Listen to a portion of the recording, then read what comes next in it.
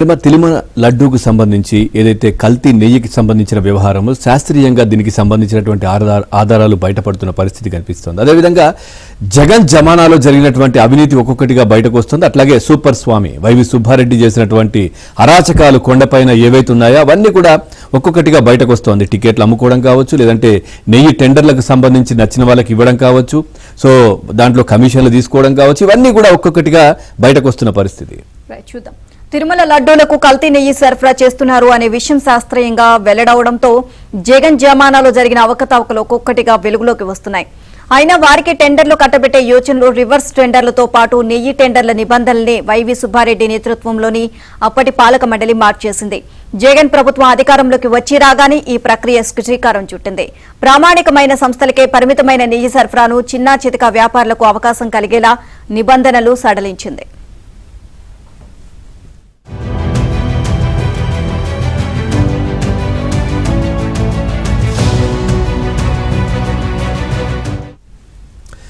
ఇక 2019 డిసెంబర్ 19న జరిగిన పాలక మండలి సమావేశంలో మరిన్ని సంస్థలకు అవకాశం కలిగించేలా సూచనలు చేయాలంటూ ఒక కమిటీని అప్పటి పాలక మండలి ఏర్పాటు చేసింది. 2020 జనవరి 23న ఆ కమిటీ ఒక నివేదిక సమర్పించింది. దానిని పర్చేజ్ విభాగానికి పంపించారు. అదే ఏడాది ఫిబ్రవరి 18న పర్చేజ్ విభాగం దానికి ఆమోదం తెలిపింది. ఆ వెంటనే ఫిబ్రవరి 29న యథాతథంగా సిఫార్సులన్నిటికీ వైవి సుబ్బారెడ్డి పాలక మండలి ఆమోదం తెలిపింది. అందుకనుగుణంగా టెండర్ నిబంధనల్లో కొన్నిటిని సడలించింది, మరికొన్నిటిని పూర్తిగా ఎత్తేసింది.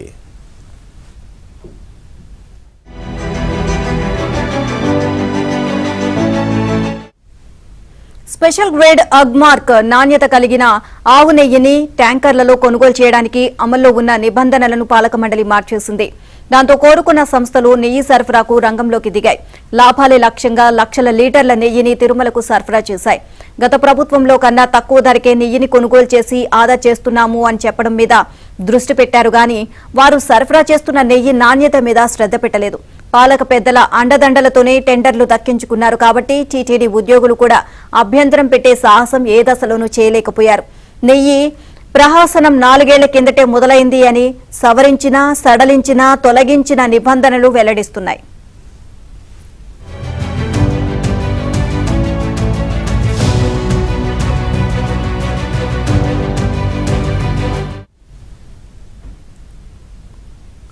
ట్యాంకర్లలో నెయ్యి సరఫరా చేసే సంస్థలకు సంబంధిత రంగంలో కనీసం 3 ఏళ్ల అనుభవం కలిగి ఉండాలన్న నిబంధనను సవరించి ఏడాది చాలంటూ సడలించారు.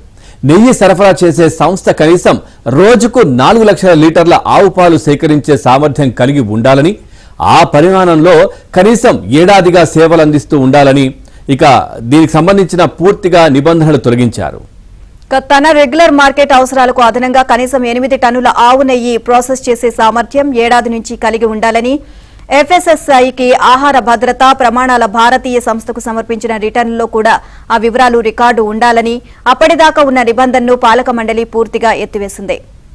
ఇదే అంశానికి సంబంధించి మరింత సమాచారాన్ని మా కరెస్పాండెంట్ జితేందర్ నాడి తెలుసుకుందాం.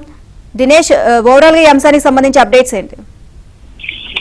మొత్తం మీద ఈ యొక్క నెయ్యి వ్యవహారంలో వైవి సుబ్బారెడ్డి పాలక మండలి పూర్తిగా తప్పు చేసినట్టు చట్టం ముందు నిలబడబోతోంది. అందుకు తగ్గట్టుగా వాళ్ళు చేసినటువంటి పాపాలు స్పష్టంగా బయటకు వచ్చింది. టీటీడీ పాలక మండలిలో తీసుకున్నటువంటి నిర్ణయాలు అందుకు సాక్ష్యం కాబోతా ఉంది. 2 పనులు చేశారు. నెయ్యి పాపంలో వాళ్ళు ప్లాన్డ్ గా చేశారు. ఇదేదో తెలియని అమాయకంగా చెప్పడానికి వీల్లేదు. చాలా ప్లాన్డ్ గా చేసిన దానికి 2 అంశాలు ఇక్కడ ఉంది.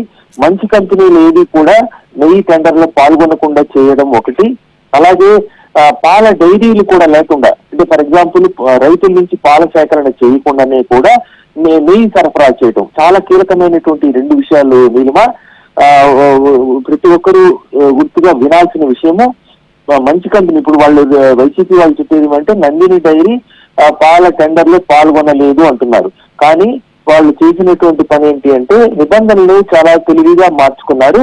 నందిని లాంటి మంచి కంపెనీలు రాకుండా ఏదైతే అప్సెట్ రేటు ఉంటుందో, అప్సెట్ రేటు యాక్చువల్ గా అయితే 450 అంతకంటే ఎక్కువ, అంటే ఎక్కువ ధర ఉన్నప్పుడు మంచి కంపెనీలు వచ్చే పరిస్థితి ఉంటుంది. అప్సెట్ రేట్ ని 390కి పెట్టారంటే మాక్సిమం రేటు టీటీడీ చెల్లించేటువంటి రేటుని 390గా నిర్ణయించారు.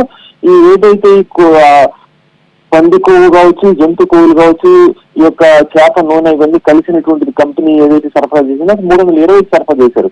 టీటీడీ ఇచ్చినటువంటి మాక్సిమం రేట్ 390, కానీ అంతకు ముందు ఉన్నది 450. నందిని నెయ్యి సరఫరా చేసేటప్పుడు ఉన్నటువంటి మాక్సిమం రేట్ ని చాలా తెలివిగా తగ్గించారు. దానివల్ల మంచి కంపెనీలు ఏది ఈ యొక్క టెండర్ లో పాల్గొనకుండా ఆ నిబంధన మార్చారు.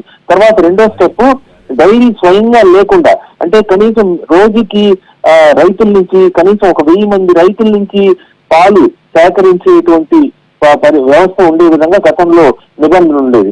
4 లక్షలు జాతీయ స్థాయిలో, 2 లక్షలు రాష్ట్ర స్థాయిలో పాల డైరీ ఉండాలి అనేటువంటిది.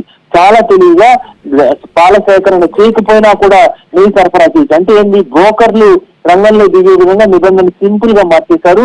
నేరుగా పాల కంపెనీల నుంచి నెయ్యి రాకుండా కేవలం వ్యాపారాలు చేసుకునే వాళ్ళు బ్రోకర్లు ఇచ్చి నెయ్యి సరఫరా చేసే విధంగా నిబంధన చాలా తెలివిగా మార్చేశారు. వాళ్ళు జస్ట్ టర్న్ ఓవర్ కూడా మార్చేశారు. గతంలో ఉన్న 250 కోట్ల టర్న్ ఓవర్ కూడా 150కి తగ్గించడం, 50 కోట్లకు తగ్గించడం, అంటే చిన్న చిన్న వ్యాపారులు కూడా ఈ దీంట్లో పార్టిసిపేట్ చేసే విధంగా, అంటే బ్రోకర్లు పార్టిసిపేట్ చేసే విధంగా ఆ పేరుతో గతంలో ఎట్లయితే అవినీతి అక్రమాలు చేశారు వైసీపీకి సంబంధించిన జగన్ పైన ఇప్పుడు ఏదైతే కేసులు ఉన్నాయో అలాంటి కేసులు లాంటివి ఇది కూడా, అంటే కంపెనీలు ఉన్నాయో లేదో కూడా తెలియని పరిస్థితి. ఇది టోటల్ సిట్ ఇన్వెస్టిగేషన్ లో చాలా తీవ్రమైనటువంటి అంశాలు వెలుగు చూడబోతున్నాయి. ఎవరెవరు సరఫరా చేశారనే దాంట్లో పాల డైరీ నుంచి రాకుండా బ్రోకర్ల నుంచి నెయ్యి ఇచ్చినట్టు స్పష్టంగా అర్థమవుతుంది. అంటే నిబంధనలు మార్చిన వల్ల ఏం పరిణామాలు జరుగుతుందనేది చాలా కీలకం. ఆ పరిణామాల్లో నేరుగా డైరీ లేకుండా కూడా సరఫరా చేసే విధంగా, దాంతో పాటు ఆ యొక్క బ్రోకర్లు కూడా డైరీ నుంచి కాకుండా వాళ్ళు సబ్ డైరీ, ఫర్ ఎగ్జాంపుల్ అర్థం చేసుకోవడానికి నేషనల్ హైవే టోటల్ ఒక రోడ్డుని 2,000 కోట్లతో ఒక కాంట్రాక్టర్ తీసుకుంటే అతను సబ్ కాంట్రాక్ట్ సెట్ అయితే తీసుకోవచ్చు. ఆ విధంగా ఈ బ్రోకర్లు మళ్ళీ సబ్ బ్రోకర్స్ తీసుకుని మొత్తం వ్యవస్థను భ్రష్టు పట్టించారు. నెయ్యిని పవిత్రంగా దేవుడికి అందజేయాలి, అక్కడ ప్రసాదాలు తయారవుతాయి, దీన్ని కాస్త భక్తిగా ఇది చేయాలనే ఆలోచన ఏమాత్రం లేకుండా డబ్బులు కొట్టేయడానికి, కమిషన్లు కొట్టేయడానికి చాలా ప్లాన్డ్ గా ఈ వ్యవహారం నడపడంతో ఈ పాపం జగన్ టీం కి చుట్టుకునింది. ఇది స్పష్టంగా రాబోయే రోజుల్లో వెలుగు చూడబోతాంది. నిల్వ జనం ముందు మాత్రం తలదించుకునే పరిస్థితి రాబోతోంది. ఈ నిబంధనల మార్పు వల్ల ఏమేం జరిగిందని తిట్టు చాలా క్లియర్ గా, ఇంతకంటే క్లియర్ గా ఏడుచే అవకాశం ఉంది. Neelima, right, thank you Dinesh.